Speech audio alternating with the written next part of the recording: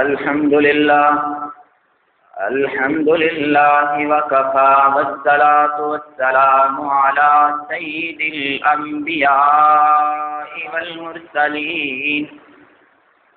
فقد قال الله تبارك وتعالى في كلام المجيد والفرقان الحكيم: أعوذ بالله من الشيطان الرجيم. بسم الله الرحمن الرحيم.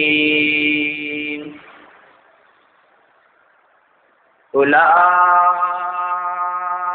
الذين أنعم الله عليهم من النبيين والصديقين والشهداء والصالحين.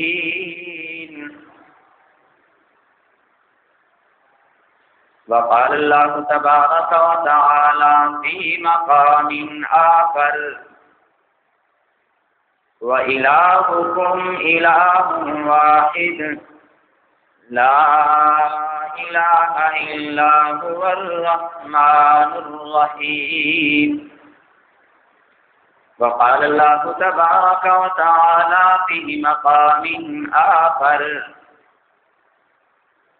إن الله ربي وربكم فاعبدوه هذا صراط مستقيم. صدق الله ومولانا العظيم وبلغنا رسوله النبي الكريم، ونحن على ذلك لمن الشاهدين والشاكرين، والحمد لله رب العالمين. رب اشرح لي صدري ويسر لي أمري واحلل عقدة من لساني يفقهوا قولي. رب زدني علما رب زدني علما رب زدني علما. إن الله وملائكته يصلون على النبي يا أيها الذين آمنوا صلوا عليه وسلموا تسليما. اللهم صل على محمد وعلى آل محمد كما صليت على إبراهيم وعلى آل إبراهيم إنك حميد مجيد. اللهم بارك على محمد وعلى آل محمد كما باركت على إبراهيم وعلى آل إبراهيم إنك حميد مجيد.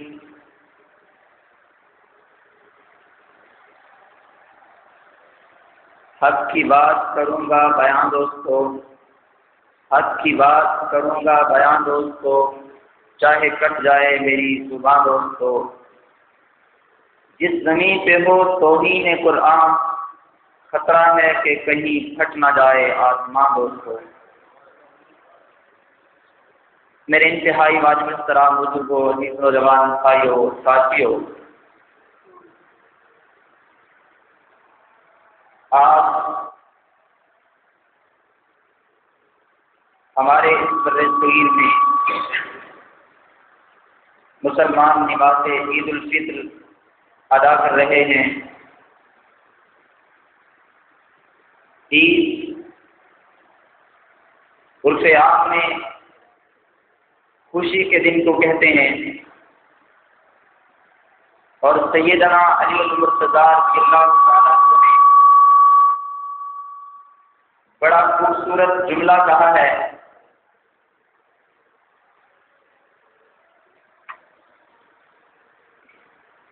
بڑا خوبصورت جملہ کہا ہے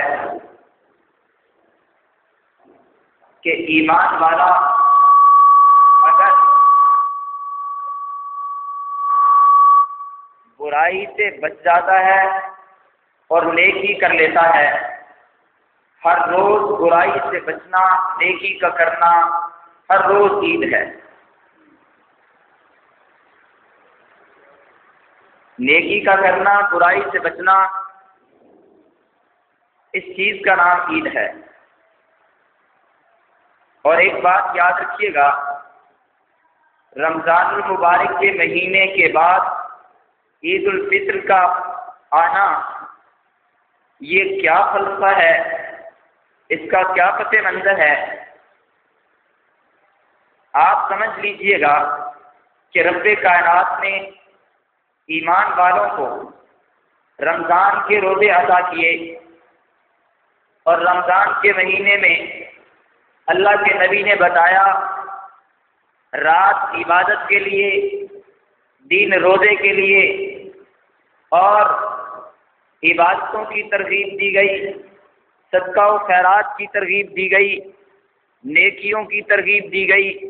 رمضان کا مہینہ گویا کہ صاحب ایمان کے لیے نیکیوں کا سیزن ٹھہرا، اور جب 29 یا 30 کا مہینہ پورا کرنے کے بعد شوال کا چاند نظر آئے، رات گزرتی ہے، صبح عید کی نماز پڑھی جاتی ہے، توجہ کرو تو عید کا فلسفہ سمجھ میں آتا ہے کہ اسلام کے اندر مسلمانوں کے لیے عید کس چیز کا نام ہے۔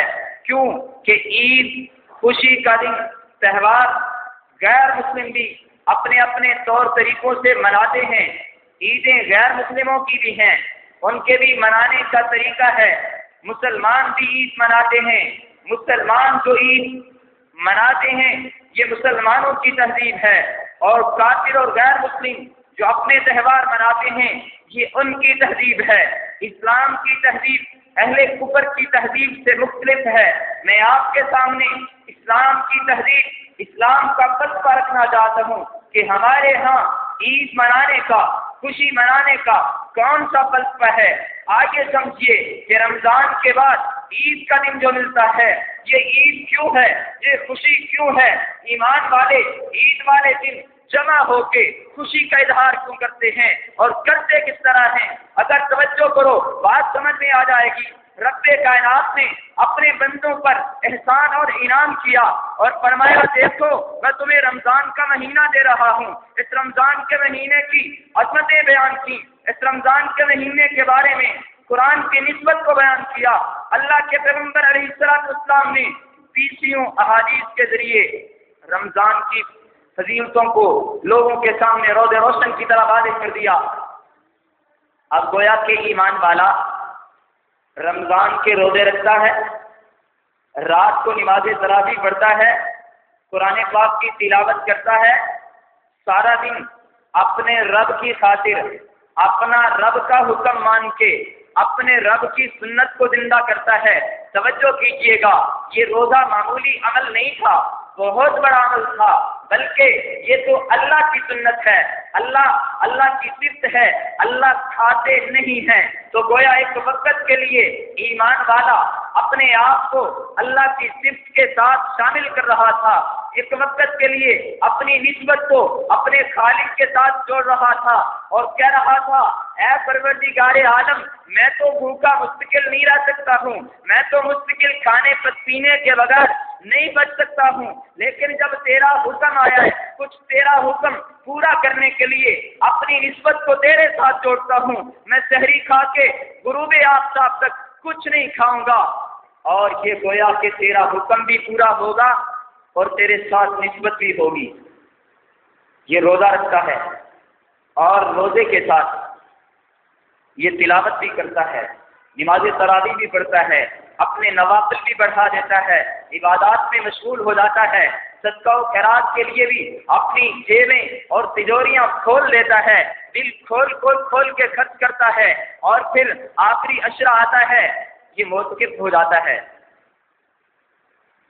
اور پھر 10 دن کے لیے یہ ہوتا ہے اور اس کا رب ہوتا ہے۔ کبھی مناجات کرتا ہے، کبھی رو رو کے اپنے روٹے ہوئے رب کو منانے کی کوشش کرتا ہے، کبھی اس کی نعمتوں پر اس کا شکر بجا لاتا ہے، اور کبھی اس کے سامنے اپنی زندگی کے بیتے ہوئے دن پیش کرتا ہے، یا اللہ میری زندگی جو بیتی ہے اس میں تو تیری نافرمانی اور گناہ ہے، تو مجھے معاف فرما۔ کبھی ندامت کے آنسو بہاتا ہے، اور کبھی اس سے اپنے لیے اپنے ایمان والے بندوں کے لیے مانگتا ہے کہ پروردگار جولی پھیلا کے مانگ رہا. ابھی اس طرح عبادات کا جو مہینہ گزرتا ہے تو آخر میں اللہ کی عنایت کرتے ہیں کہ یہ تو نے جو اچھے کام کیے ہیں اس پر تجھے عید کا تحفہ ملتا ہے. عید کا تحفہ ملتا ہے، اور جب عید کا تحفہ ملتا ہے